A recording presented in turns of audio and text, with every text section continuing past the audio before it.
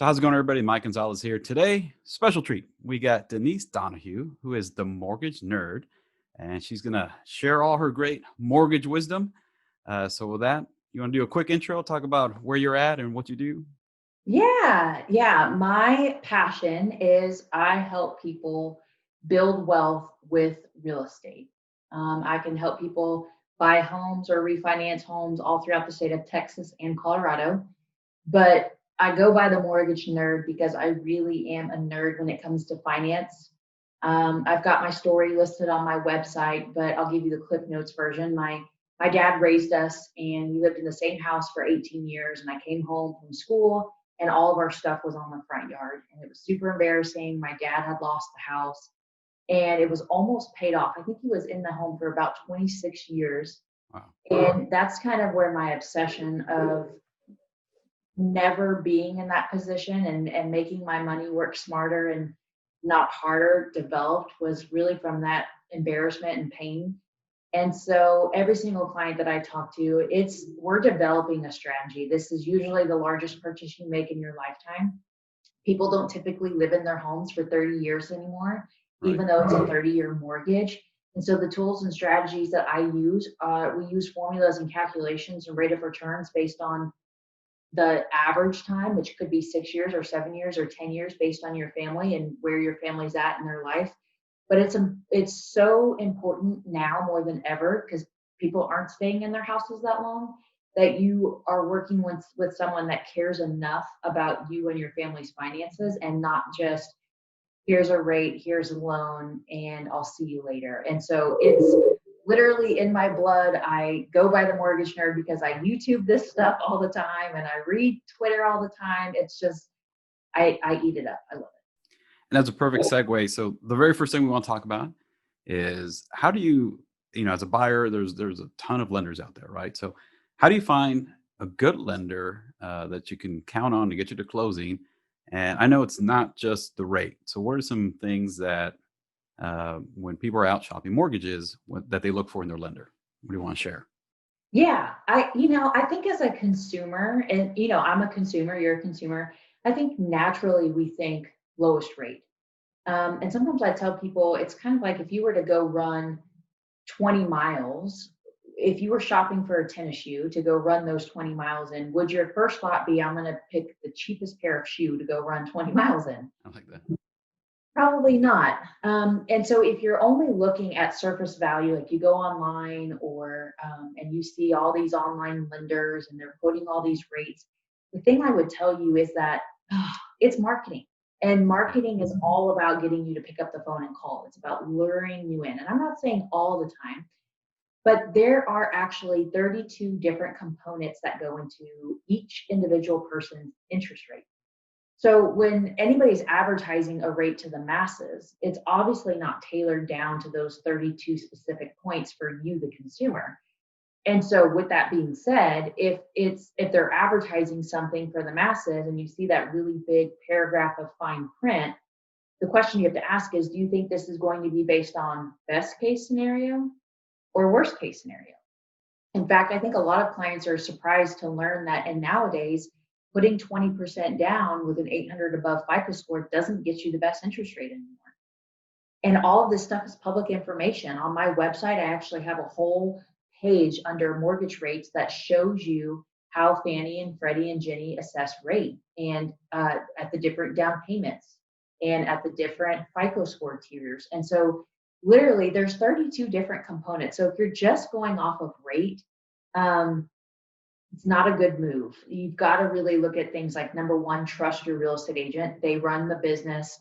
Right. They don't get paid by their lender to refer a certain lender, but they do because they trust their business with them and know that you'll get to the finish line.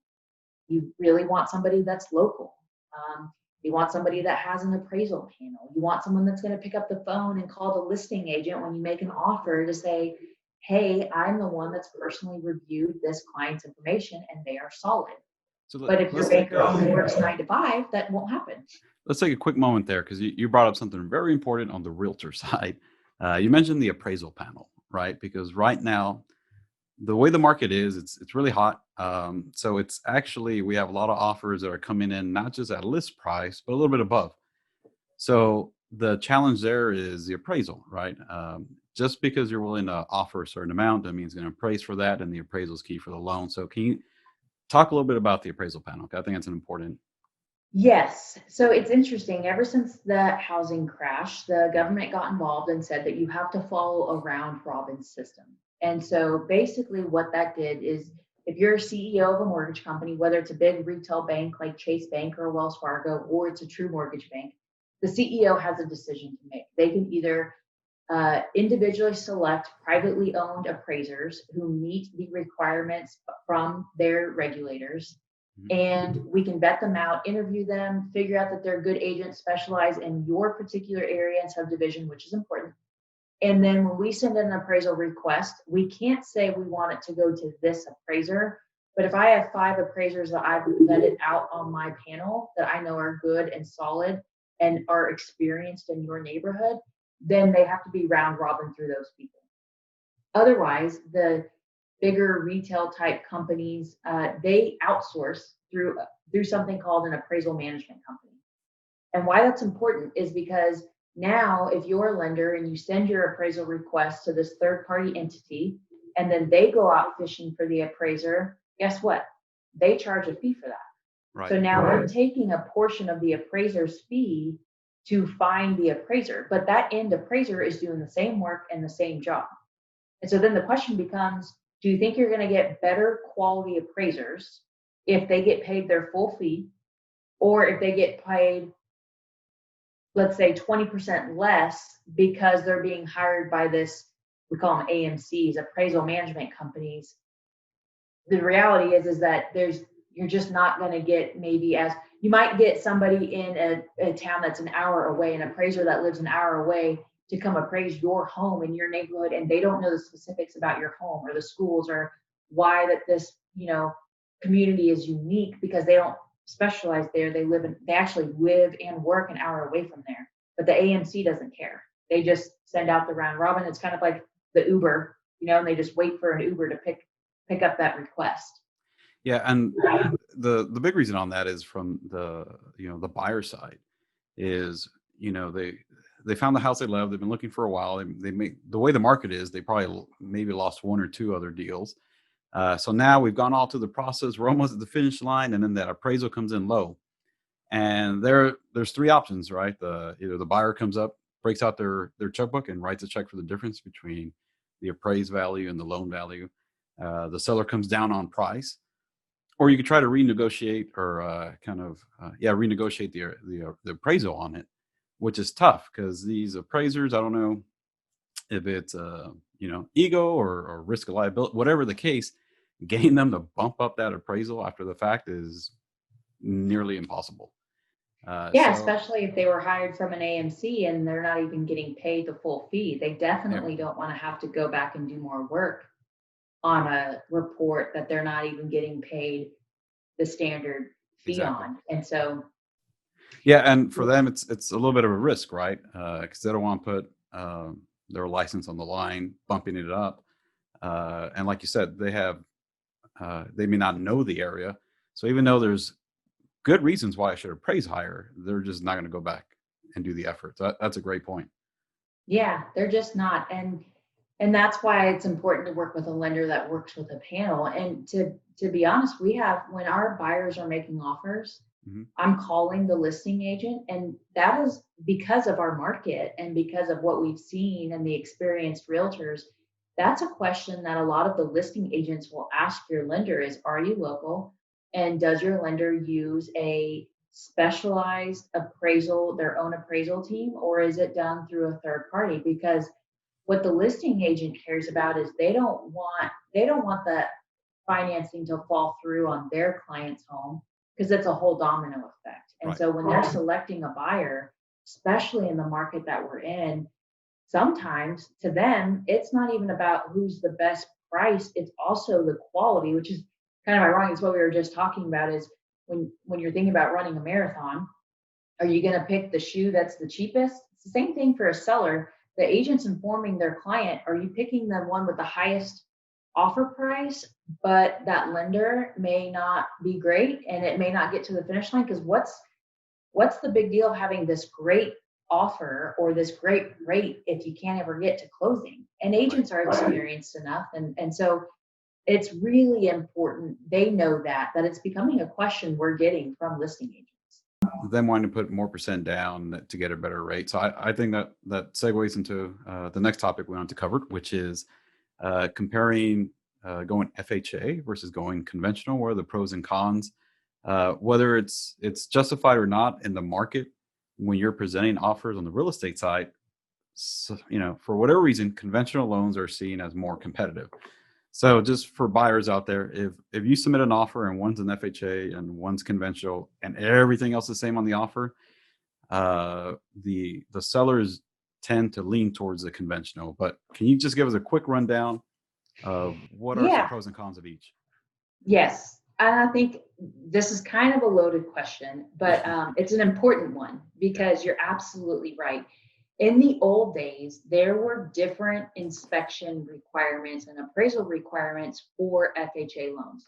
Some of those still exist with our veteran loans. And so that's why they kind of have the stigma that they do. But for FHA loans, it's just not there anymore. Mhm. But a lot of these real estate agents are just, quite frankly, misinformed. And they think that there are still added inspection requirements, and there's not. There are still some downsides if you're a seller with entertaining an FHA offer. And so I want to be as brutally honest as possible. The biggest difference from a seller standpoint, and then I'll get into the consumer standpoint. From the seller standpoint, the realtor could be misinformed and think that there's more inspections needed, but there's not. What is true is that when an appraisal gets done on that property, that appraisal stays with the property for 6 months, no matter if that client buys the house or not. So if you picked that other mortgage company that didn't have a great appraisal team, now that property is stuck with that appraised value on their home if another FHA buyer comes through. So there's a little bit of a gamble there. So that is why sometimes I still think majority of the reason why is that listing agents think that there's more sticky inspections. But from a buyer side, many people don't know that conventional came out with a loan product to compete with FHA that allows a 3% down payment, whereas FHA is 3.5% down. And you don't have to be a first time home buyer for it. But it came out a couple of years ago because they wanted to compete with FHA because prior to that, the down payment was 5%. And so if down payment is a concern of yours, you can get a low down payment with either option. Your FICO score is the driving factor behind why a lender would typically decide to go FHA or conventional. Because if you're under a 680, although you meet the guidelines for conventional, your interest rate's going to be higher and your monthly PMI rate is going to be higher. I've got a whole video about this on my website as well. But that conventional loans care a lot about what your FICO score is. And so if we're comparing apples to apples and you've got a 680 or below, it's probably strategically and financially going to make more sense to go FHA. But here's the kicker. If you qualify for both, then technically a loan officer can write a pre-qual letter for either option because you qualify for both. Well, how we decide to set your loan up is really dependent on you, the consumer. You can ultimately decide which direction you want to go. But that's the FICO score and the down payment is the number one factor I would say that a loan officer looks at to determine which way to go. See, and that is why you're the mortgage nerd, because that's, I think, an alternative that a lot of other lenders may not offer up. And being able to have that flexibility, again, in this market, having that just gives you more opportunities to actually get the offer accepted. All Yeah, right, uh, absolutely. great breakdown. I think the last thing we want to talk about is it's an important one, is a good way to maybe save relationships. And one thing we talked about is what couples should talk about before the visit with their lender. And just given your experience, I'm sure sometimes some surprises come up when credits are run or assets are verified. But what are some good guidelines for couples to talk about? Because if you go with certain lenders are going to say, hey, I can qualify you all the way to the max, will max out all your ratios, and you'll live in a great home, but you'll be eating ramens every day, right? Well, so what are some key things that, hey, as a couple, have this conversation maybe before you visit with your lender to kind of just make sure you get the product or the program that fits you? Well, you should go to 6 months of marriage counseling. And no, I'm just kidding. Um, Run 20 miles what? together, which Yeah, do a couple I push-ups, see if you yeah, still I like can each never do. other. Yeah. No, buying a home is a financial one of the biggest financial moves you're making. And so Right. it's kind of two things. There's usually a more emotional person in the relationship, and then there's a more financial. I call those the CEO versus the CFO. Right. It's, and you see them, and the sex doesn't matter because sometimes the women are the more financially worried versus the emotional. But I think what happens in real estate is when you start shopping for a home, you'll fall in love with the house. You'll fall in love with the kitchen or the backyard, or and those emotions start taking over your control, which is why I think this is a good topic, because you really should sit down and put paper to pen to figure out how much you can actually afford. What's your monthly payment budget that you're saying we would not be comfortable going above this? And then when you speak to a lender, one of the things that we do with every single one of our clients is we explain the numbers, and I explain it in English, not in loan officer language. But it is so important that you know what your debt to income ratio is, because that is kind of like knowing when you go to the doctor and you get your blood pressure taken and they tell you what those numbers are. That's the way for the nurse to know whether or not everything looks okay. Same thing in finance. When we run those ratios, I'm going to be able to tell you right away that budget that you mentioned is at the very, very top. So if you want to eat ramen noodles, or if you have expenses coming up in the next 3 to 5 years, maybe your kids are home and you have to put them in daycare, or maybe you don't have kids and you're going to have daycare. Those are things that we need to talk about, because the last thing we want to do is put you in a financially stressed situation, because financial stress is never good for the family. Yeah. And so you've got to know things like what's your budget, and then the lender has to be able to tell you, okay, this is your budget, but this is what the lender would lend. And sometimes it's more than what you want, which is a good thing. It means that you're staying financially grounded and you're financially fit.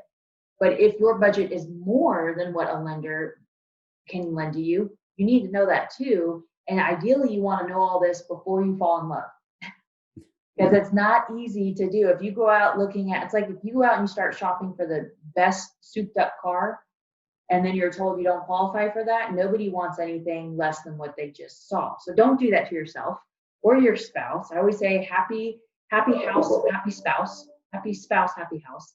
Um, you've really got to know those numbers and know the budgets. And I would say all things will be exposed. Not saying anybody hides anything, but we have had situations where a partner didn't disclose that they had a credit card that had a bunch of hotel charges on it.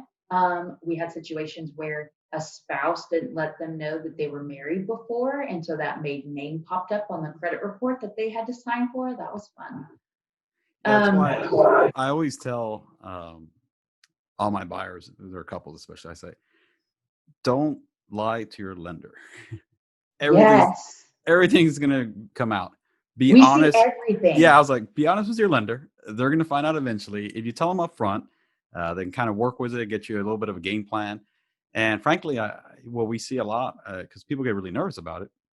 And I say, look, even if you don't qualify now, we can get you on a game plan. We can get you qualified, 4, 6, 7, 8 months, depending on what it is.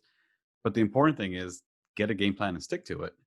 Just Absolutely. so you can start building equity. And to the other thing we're talking about, not hitting your upper limit on the payments, is I always tell folks, look, you gotta love the house, but you gotta love that payment just as much, because Yeah, you're gonna be writing that every month.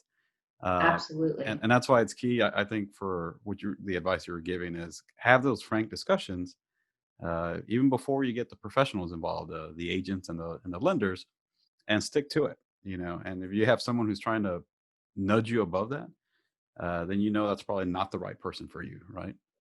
Yeah. Yeah. And you know what? If your loan officer isn't sharing with you what your ratios are, that's a big disservice. Because one of the things that I absolutely love is empowering our clients. And I think empowering means educating them.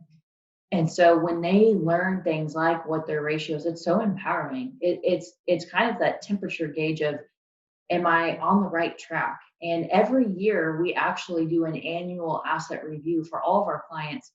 And we do that up until 10 years.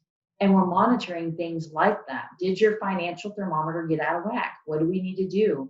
Maybe we can remove your PMI because your house value has gone up enough and your loan balance is down. But being informed and educated is ultimately what's going to make the process a lot less stressful. And so it you really got to make sure you're working with the right realtor and the right lender that will guide you along the way, because we help people buy and sell homes all year long, and you might buy and sell a house once every 7 to 10 years, and by that time guidelines change, and even what happened back then is not even going to be the same forms anymore. That's how I feel it's been lately. But you really got to do your research. Just because your brother or uncle or cousin has their real estate license and they do it part time, oh man, I have seen some family disputes over that, and it's gotten ugly. It's like, this is your biggest asset. You need to hire somebody that does it full time and that does more than one a month, because they need some experience. And so it's just, I can't stress to you enough that it's so important. I think great overview. One thing we should talk about maybe next time is maybe on the investment side. There's a little bit of a real estate ladder. I think, they start with their first home, build some equity. And I forgot what the stats were, but something like renters on average have a net worth of about $5,600, whereas homeowners have a net worth, I think it was maybe 200,000 around there. So I mean that's the first step out of all the different asset classes, stocks, income produce real estate is real strong because I mean you have to live somewhere.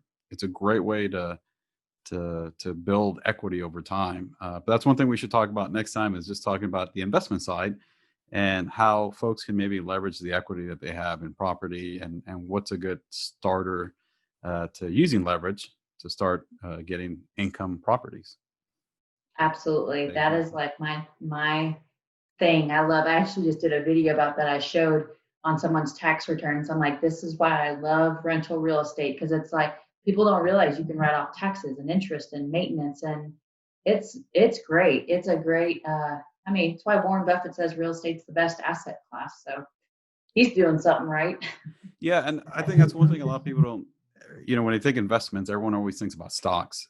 But the bad thing about well, you can. But the bad thing about stocks is you can't use leverage. I mean, you can, but if it goes if you get that margin call, it hurts real fast. But real estate's one thing that you can get started using leverage to really start, using the compounding effect over time to really build your net worth. So yeah, that'd definitely be an exciting topic to cover.